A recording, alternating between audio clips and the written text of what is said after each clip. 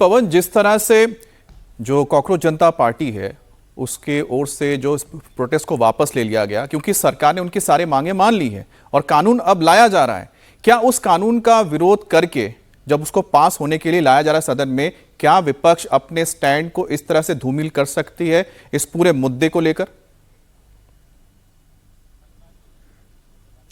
देखिए अमित, इस बात को समझना होगा कि विपक्ष इस बिल का विरोध नहीं कर रही है। विपक्ष अपनी अलग राह तलाश रही है। विपक्ष की तरफ से कहा गया है कि छात्रों पर जो लाठीचार्ज हुआ, पैलेट गन हुआ, उसको लेकर स्थगन प्रस्ताव दिया गया है और वो लाठीचार्ज और पैलेट गन एक पॉइंट ऑफ इसको लेकर वो कह रहे हैं कि हम छात्रों के साथ जो अन्याय हुआ उसको हम सदन में उठाना चाहते हैं, इसीलिए हमने अच्छा पवन, मैं आपको जरा रोकना चाह रहा हूं। एक बड़ी खबर आ रही है कि 20 जुलाई को प्रोटेस्ट पर एक्शन को लेकर, छात्रों के प्रोटेस्ट पर चर्चा को लेकर कांग्रेस की ओर से राज्यसभा में नोटिस दिया गया है जिसमें डीएमके के साथ साथ तमाम वो विपक्षी सांसद मौजूद हैं, पार्टियां मौजूद हैं जो बीजेपी के विरोध में है। अब पवन, अपनी बात आप पूरी करें क्योंकि एक जो नैरेटिव जाएगा, जो विरोध कर रहे हैं, क्या उसका खामियाजा भुगतने के तैयार है विपक्ष?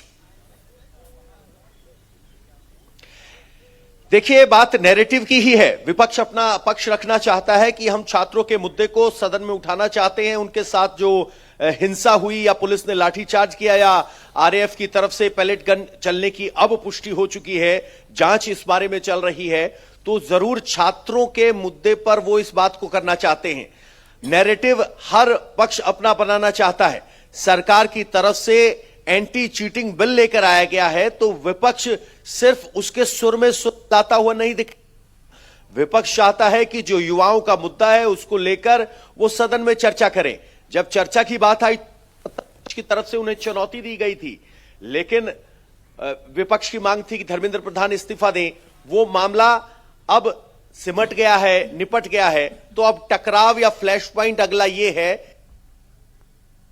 पर चर्चा होती है या नहीं और उस चर्चा के लिए विपक्ष कितना अड़ता है या नहीं। यानी विपक्ष अपनी एक छात्र हितैषी लाइन खींचना चाहता है, सत्ता पक्ष एंटी चीटिंग बिल के साथ ही दिखाना चाहता है कि वो कितना गंभीर है इस चीटिंग वाले विषय को। ऐसा नहीं कि विपक्ष इस एंटी चीटिंग बिल का विरोध करेगा, लेकिन वो अपनी बात, अपनी लाइन आगे खींचकर बड़ी करना चाहता है। अखिलेश यादव इस वक्त कुछ कह रहे हैं, जरा उनको पहले सुन लेते हैं। जब हाउस में जाके बात करेंगे। नहीं, अभी तो फिलहाल जो छात्र नौजवानों के साथ कई जगह पर सरकार केस करा रही है, मुकदमे लिखा रही है। सरकार को चेतना को चुनौती नहीं देनी चाहिए और सरकार के लिए चेतना ही चुनौती बन गई। और अभी तो बात हम सब पॉलिटिकल पार्टी के लीडर बैठ के बात करेंगे क्या तय करना है। एक इशारा मिल गया है अखिलेश यादव की तरफ से कि अभी तो बात उसकी होगी कि जो अलग अलग जगहों पर छात्रों के खिलाफ केसेस दर्ज हो रहे हैं, उनके खिलाफ कार्रवाई हो रही है, पहली बात उस पर होगी। पवन, अगर विपक्ष इस बात के लिए राजी भी हो जाए कि वो बिल को आज सपोर्ट करेगा तो फिर आगे इस जो छात्रों की बात है, छात्रों के खिलाफ कार्रवाई की, उनके खिलाफ पैलेट गन के इस्तेमाल की, ये बात तो शायद फिर ठंडे बस्ते में चली जाएगी। इसलिए भी विपक्ष नहीं चाहेगा कि वो मुद्दा खत्म हो। देखिए, सीधी सी बात है, विपक्ष का फर्ज है या कहें कि ड्यूटी है कि अपने मुद्दे को उठा के रखना। वो भी राजनीति करने आए हैं, वो भी रेलेवेंट होना चाहते हैं। ऐसा नहीं है कि वो सरकार के सुर में सुर मिलाते हुए दिखना चाहते हैं। वो विरोध नहीं करेंगे इस एंटी चीटिंग बिल का, लेकिन वो अपनी बात जरूर रख रहे हैं। अखिलेश यादव ने उस तरह के तेवर दिखा दिए हैं कि पहले बात छात्रों पर हुए अत्याचार की हो और उन पर जो मामले दर्ज किए जा रहे हैं उसको लेकर हो। तो सीधी सी बात है, छात्रों का हितैषी दिखने की इस लड़ाई में विपक्ष पीछे नहीं रहना चाहता और विपक्ष इसीलिए स्थगन प्रस्ताव लेकर आया है। और विपक्ष की रणनीति भी यही दिखेगी कि आप चीटिंग के लेकर जो कानून ला रहे हैं वो तो ठीक है, लेकिन पहले बात छात्रों के साथ हुए अत्याचार की हो। तो इससे स्पष्ट है कि विपक्ष छात्र हितैषी दिखने के लिए अपनी इसी लाइन पर आगे बढ़ेगा। छात्रों के साथ जो लाठीचार्ज हुआ उस पर सरकार से जवाब मांगेगा। पवन, लेकिन इसमें सरकार की ओर से क्या रणनीति अपनाई जा रही है, विपक्ष की जो ये पूरी की पूरी लामबंदी हुई है इसके खिलाफ? देखिए, लामबंदी की बात यह है कि सरकार की तरफ से सीधे तौर पर विपक्ष को चुनौती दी गई थी। शुक्रवार की अगर हम बात करें, जब तक धर्मेंद्र प्रधान का इस्तीफा नहीं हुआ था, शुक्रवार तक विपक्ष लगातार यह मांग कर रहा था कि इस मामले पर चर्चा हो। सरकार इस मामले पर चर्चा के लिए तैयार थी। उन्होंने कहा कोई शर्त मत रखिए, आप बिना शर्त के वक्त आप तय कीजिए, ड्यूरेशन आप तय कीजिए, उस पर हम चर्चा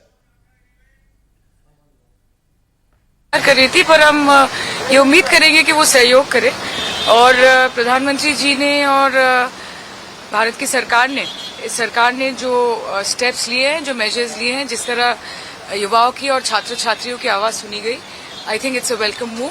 आगे चर्चा बढ़े और एक कंस्ट्रक्टिव डिबेट हो, डिस्कशन हो, यही चाहूंगी एक पार्लियामेंटेरियन होने के नाते।